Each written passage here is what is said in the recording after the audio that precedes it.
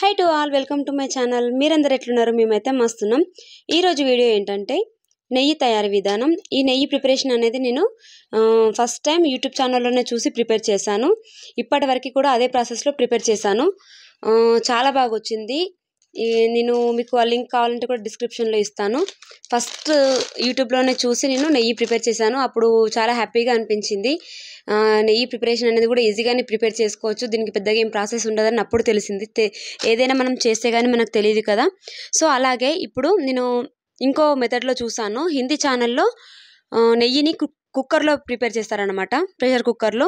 So మనం కూడా ఒకసారి ట్రై చేద్దాం, ఎలా వస్తుందో తెలియదు కదా. సో చూద్దాం ఒకసారి, అది హిట్ అవుతుందో ఫట్ అవుతుందో తెలీదు. సో ఒకసారి అయితే చూద్దాం.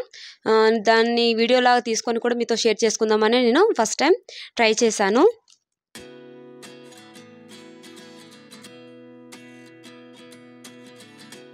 ఇప్పుడు మనం నెయ్యి ప్రిపరేషన్ కుక్కర్లో చూద్దాం. దీనికోసం మనము రెగ్యులర్గా పాలు కాచిన తర్వాత పాల గిన్నెను ఫ్రిడ్జ్లో పెట్టాలి. ఫ్రిడ్జ్లో పెట్టిన తర్వాత దాని మీద ఉండే మీగడ కానీ అట్టు కానీ తీసి ఒక గిన్నెలో స్టోర్ చేసుకొని డీప్ ఫ్రిడ్జ్లో పెట్టుకోవాలి. పాలు కాగబెట్టిన తర్వాత ఫ్రిడ్జ్లో పెట్టడం వల్ల మనకి అట్టు లేదా మీగడ అనేది కొంచెం ఎక్కువ క్వాంటిటీలో వస్తుంది, అలాగే థిక్నెస్లో ఉంటుంది. ఈ పాల మీగడని మనం ఖచ్చితంగా డీప్ ఫ్రిడ్జ్లోనే స్టోర్ చేసుకోవాలి. డీప్ ఫ్రిడ్జ్లో స్టోర్ చేయడం వల్ల మనకు అది స్మెల్ రాకుండా ఉంటుంది, అలాగే ఎక్కువ రోజులు కూడా నిల్వ ఉంటుంది. ఈ విధంగా స్టోర్ చేసుకున్న మీగడని మనం నెయ్యి ప్రిపేర్ చేసుకోవచ్చు. ఎప్పుడైతే మనం నెయ్యి ప్రిపేర్ చేసుకోవాలనుకుంటామో అప్పుడు దానికంటే ముందు ఒక 1 అవర్ ముందు ఆ గిన్నెని తీసి బయట పెట్టుకోవాలి. సో అది కొంచెం మనకి కూల్నెస్ అనేది తగ్గిన తర్వాత ఒక పెద్ద కుక్కర్ తీసుకోవాలి. పెద్ద సైజులో ఉన్న కుక్కర్ తీసుకుంటే మనకి నెయ్యి అనేది కొంచెం పొంగకుండా, విజిల్ వచ్చినప్పుడు బయటికి స్ప్రెడ్ అవ్వకుండా ఉంటుంది. సో నేను పెద్ద సైజులో కుక్కర్ తీసుకొని ఈ మీగడనంతా గిన్నెలో వేసుకొని మొత్తం కలిపేసాను అన్నమాట. కొద్దిసేపు మనకు అది కొంచెం లిక్విడ్ లాగా వచ్చేంత వరకు కలిపేసాను. ఇదే ప్రాసెస్లో మనము మిక్సర్ జార్లో వేసి మిక్సీ పడతాం కదా. సో అలా కాకుండా కుక్కర్లో వేసి మనం దాన్ని మొత్తం కొంచెం లిక్విడ్ లాగా వచ్చే వరకు కలుపుకోవాలి. తర్వాత దీన్ని స్టవ్ ఆన్ చేసి ఒక 2 విజిల్స్ వచ్చే వరకు స్టవ్ మీద పెట్టుకోవాలి. చూస్తున్నారు కదా వీడియోలో, ఇక్కడ మనము కుక్కర్లో వేసిన తర్వాత విజిల్ వచ్చింది. 2 విజిల్స్కి మనకి కుక్కర్ కొంచెం స్టవ్ అనేది ఆఫ్ చేసుకున్నాను, ఎందుకంటే అది మొత్తం స్ప్రెడ్ అయిపోయింది ఫ్రెండ్స్. ఇది విజిల్ వచ్చినప్పుడు మనకి అందులో ఉన్న వేపర్ అంతా ఏమంటారు దాన్ని మొత్తం బయటకు వచ్చేసింది.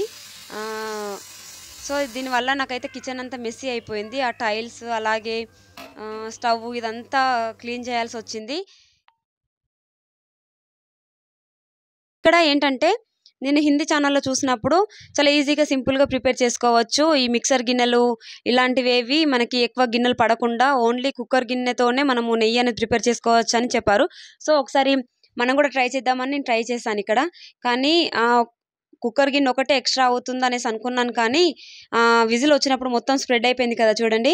ఆ వాటర్ అంతా టైల్స్కి అలాగే కిచెన్ కౌంటర్ టాప్ ఇంకా స్టవ్ మీద మొత్తం పడి మొత్తం స్ప్రెడ్ అయిపోయింది. దీనివల్ల మొత్తం క్లీన్ చేయాల్సి వచ్చింది. దీనికి బదులు మనము మిక్సర్ జార్లో వేసుకొని మిక్సీ పట్టుకొని వెన్నపూస ఈజీగా తీసేసుకొని దాన్ని కరిగించుకుంటే సరిపోతుంది అనిపించింది. సో ఇలా కూడా ట్రై చేద్దాం ఒకసారి అనేసి నేను ట్రై చేశాను. మీకు కూడా తెలుస్తుంది కదా, షేర్ చేద్దాం అనేసి షేర్ చేశాను.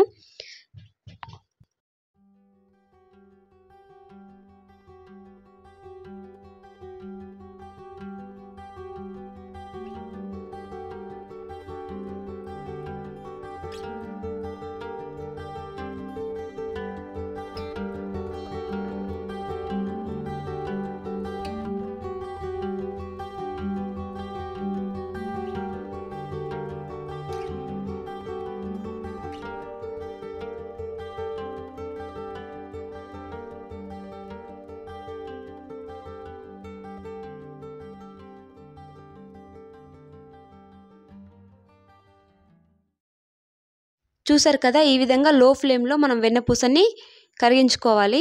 ఈ విధంగా కరిగించుకుంటే మనకి నెయ్యి అనేది తయారైపోతుంది.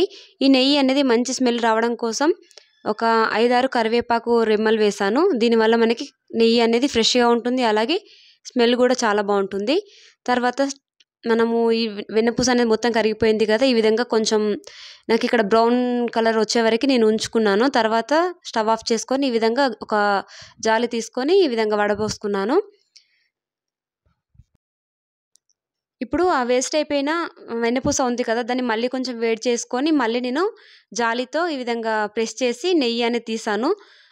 ఎందుకంటే అందులో కూడా నెయ్యి ఉంటుంది ఖచ్చితంగా. సో, దాన్ని కూడా మనం ఎందుకు వేస్ట్ చేయాలి అనేసి నేను మళ్ళీ కొంచెం వేడి చేసి, మళ్ళీ జాలితోటి వడబోసుకున్నాను. ఫైనల్‌గా చూసారు కదా! నెయ్యి అనేది మనకి ఇంత క్వాంటిటీలో వచ్చింది. చాలా బాగొచ్చింది ఫ్రెండ్స్. మీరు కూడా తప్పకుండా ట్రై చేయండి. నాకైతే నెయ్యి వస్తదో రాదో అనుకున్నాను. ఏ ప్రాసెస్‌లో చేసినా మనకు ఫైనల్‌గా నెయ్యి రావడమే ముఖ్యం గదా! నాకు ఏమంటే అంతా స్ప్రెడ్ అయిపోయేసరికి అయ్యో! ఎట్లా అవుద్దో మంచిగా వస్తుందో లేదో అనేసి అనుకున్నాను. కానీ చాలా బాగొచ్చింది ఫ్రెండ్స్.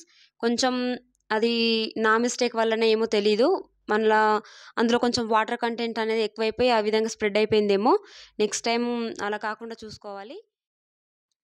చూసారు కదా ఫ్రెండ్స్, నెయ్యి అనేది మనకి ఎంత పర్ఫెక్ట్‌గా రెడీ అయిపోయిందో. నెక్స్ట్ డే అన్నమాట ఇది. నెక్స్ట్ డే చూసేసరికి ఇంకా చాలా హ్యాపీ అనిపించింది. నెయ్యిని ఈ విధంగా చూస్తే అబ్బా! భలే చేశానని నాది నేనే మెచ్చుకున్నానన్నమాట. ఇంకా దాన్నే చూసుకుంటూ మురిసిపోయాను కాసేపు భలే వచ్చిందనేసి. ఇప్పుడు ఆ నెయ్యిని నేను ఒక గ్లాస్ జార్‌లోకి ట్రాన్స్‌ఫర్ చేసుకుంటున్నాను. నెయ్యిని ఎప్పుడైనా సరే ప్లాస్టిక్ కంటైనర్స్‌లో లేదంటే గ్లాస్ జార్స్‌లో స్టోర్ చేసుకోవాలి. ఈ విధంగా స్టోర్ చేసుకోవడం వల్ల మనకు నెయ్యి అనేది కొంచెం ఎక్కువ రోజులుగా నిల్వ ఉంటుంది.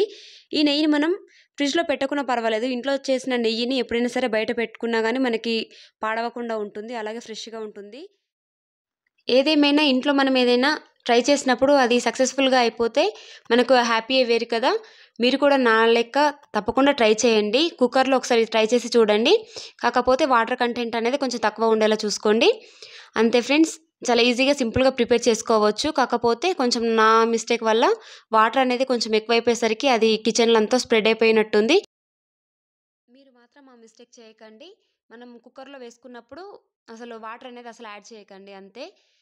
తప్పకుండా ట్రై చేయండి ఫ్రెండ్స్. అలాగే వీడియో మీకు నచ్చినట్లయితే లైక్ చేయండి, షేర్ చేయండి, అలాగే కామెంట్ చేయండి. మరిన్ని వీడియోస్ కోసం మన ఛానల్‌ని సబ్స్క్రైబ్ చేసుకోండి. Thank you for watching. Bye.